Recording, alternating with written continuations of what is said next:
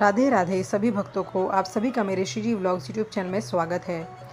अपनी पिछली वीडियो में हमने बात की थी कि एकादशी का शुभ मुहूर्त क्या है, पारण का समय क्या है, किस विशेष चीज़ का हमें इस दिन भोग लगाना है। अपनी इस वीडियो में हम चर्चा करेंगे कि हमें भगवान का पूजन किस प्रकार से करना है जिससे कि हमें संपूर्ण फल की प्राप्ति हो, और ऐसा क्या विशेष उपाय करना है जिससे कि हमारा जीवन सुखमय हो सके। तो चलिए शुरू करते हैं। देखिए, यदि मैं बात करूँ पूजा विधि की, तो जो बाकी एकादशियों की पूजा है उसी प्रकार से हमें पूजा करना है। जो विशेष रूप से करना है इसकी चर्चा हम करेंगे। तो सबसे पहले इसमें जो है तो आप क्योंकि इसका नियम दशमी तिथि से शुरू हो जाता है, तो यदि आप पालन कर सकें तो दशमी तिथि के बाद जो है वैसे आपको अन्न ग्रहण नहीं करना चाहिए, परंतु यदि कोई शारीरिक कष्ट हो तब आप जो है सब्जी रोटी ले सकते हैं दशमी तिथि के दिन। जैसे दशमी तिथि जब लग जाती है तो सब्जी रोटी आप ले सकते हैं। आप दूध का सेवन, दूध, दही, लस्सी इत्यादि का सेवन कर सकते हैं।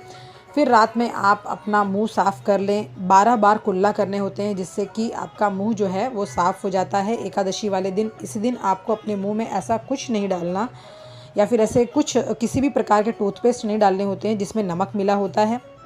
तो इसलिए आप एक दिन पहले ही ब्रश वगैरह कर लें। इसके बाद जो है आपको ब्रह्म मुहूर्त में ही स्नान कर लेना है। स्नान करने के तत्पश्चात आप स्वच्छ वस्त्र धारण करें, अपने मंदिर में आकर व्रत का संकल्प लें। व्रत का संकल्प लेते समय इस चीज़ का विशेष रूप से ध्यान रखें कि आपको इस दिन चावल का उपयोग नहीं करना है। तो आप अपने हाथ में तिल, फूल और जल एवं कुछ दक्षिणा लेकर व्रत का संकल्प लेंगे। इसके पश्चात आप भगवान का पूजन शुरू करेंगे। तो देखिए, इस दिन हमें विशेष रूप से जब हम भगवान विष्णु और माता लक्ष्मी की पूजा करते हैं, तो जैसा कि मैं हर एक एकादशी में कहती हूँ कि विशेष रूप से आप पीली वस्तुओं का प्रयोग करें। पीले फूल, पीला भोग, पीले वस्त्र। तो इस प्रकार से आप हर चीज़ जो है तो पीले रंग का उपयोग करें। पीला जो रंग है ये भगवान विष्णु को और माता लक्ष्मी को अत्यंत प्रिय है। तो इस प्रकार से इस दिन आपको पूरे विधि विधान के साथ में पंचोपचार पूजन करते हुए भगवान विष्णु, माता लक्ष्मी, और यदि आपके घर में लड्डू गोपाल हैं तो उनका पूजन करना है। इस दिन आपको विशेष रूप से भगवान विष्णु और माता लक्ष्मी को आंवला अर्पित करना है। इसके बाद सामर्थ्य अनुसार आप यदि दान की बात करें तो आप अगले दिन यानी कि व्रत के दूसरे दिन आप अन्न, वस्त्र, आंवला इत्यादि का दान करें जिससे कि आपको विशेष पुण्यफल की प्राप्ति होगी। एकादशी के व्रत के दिन शाम में आपको भगवान विष्णु और माता लक्ष्मी के समक्ष 9 बत्तियों का दीपक जलाना है और उसमें कुछ केसर डाल देना है। ऐसा करने से आपकी धन संबंधित सभी समस्याएं दूर हो जाएंगी और धन के जो है नए मार्ग बनने लगेंगे। तो इस प्रकार से आप भगवान लक्ष्मी नारायण का पूजन करेंगे। यदि मैं बात करूं भगवान भोलेनाथ की, तो देखिए, रंग भरी एकादशी के दिन भगवान शिव का कच्चे दूध और गंगा जल से अभिषेक करना है। साथ ही साथ इस दिन भगवान का सफ़ेद चंदन से श्रृंगार करना है। फिर बेलपत्र चढ़ाना है। यदि चंदन 21 बेलपत्र पर लगाकर चढ़ाया जाए तो इससे विशेष पुण्य फल की प्राप्ति होती है। मान्यता है कि ऐसा करने से ग्रह नक्षत्र का जो अशुभ प्रभाव होता है वह दूर हो जाता है और जीवन में स्थिरता प्राप्त होती है। स्थिरता जो है वो बनी रहती है। साथ ही साथ आप भगवान भोलेनाथ को उनकी प्रिय वस्तु जो भी हैं, जैसे कि भांग हो गया, बेलपत्र, मदार पत्र, शमी पत्र, भस्म इत्यादि अर्पित कर सकते हैं। वहीं माता पार्वती को श्रृंगार का सामान समेत सिंदूर अर्पित करें। इसके बाद भगवान शिव और माता पार्वती पर अबीर गुलाल अर्पित करें।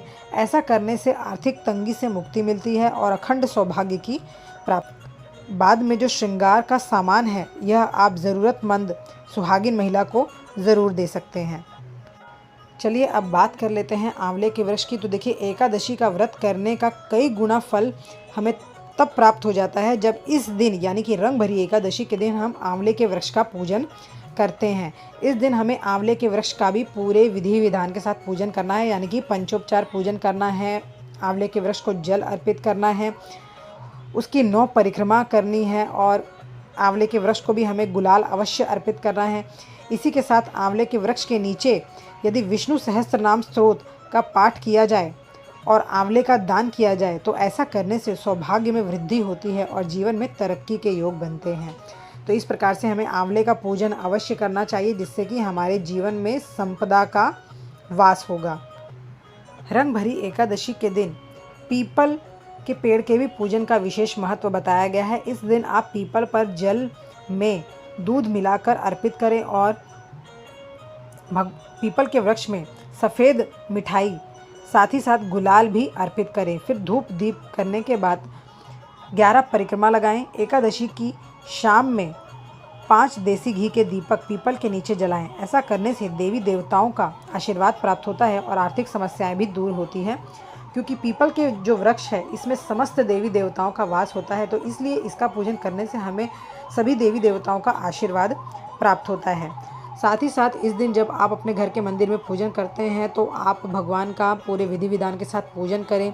जैसा कि मैं हमेशा कहती हूँ कि इस दिन हमें एकादशी की जो कथा है वह और उसका महत्व हमेशा पढ़ना चाहिए, सुनना चाहिए, तभी हमें संपूर्ण फल की प्राप्ति होती है। उसके पश्चात आप एकादशी माता की आरती करें, भगवान लक्ष्मी नारायण की आरती करें, और क्योंकि रंगभरी एकादशी है तो भगवान भोलेनाथ और माता पार्वती की आरती भी हमें अवश्य करनी है।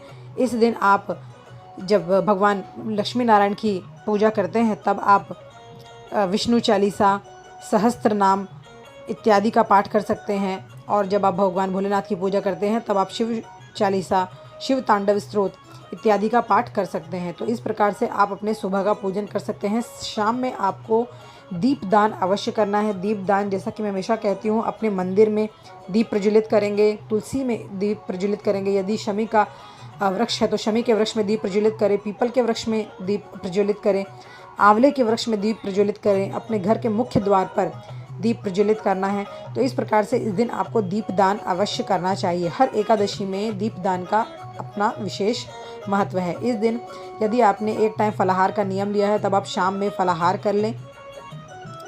फलाहार करने के पश्चात रात्रि में यदि संभव हो सके तो 1 से 2 प्रहर आप जागरण करें, भगवान का कीर्तन करें, ओम नमो भगवते वासुदेवाय, या हरे राम राम राम हरे हरे, हरे कृष्ण कृष्ण कृष्ण हरे हरे। इस प्रकार से आप भगवान का कीर्तन करते हुए जागरण करें, जिससे कि आपको संपूर्ण फल की प्राप्ति होती है।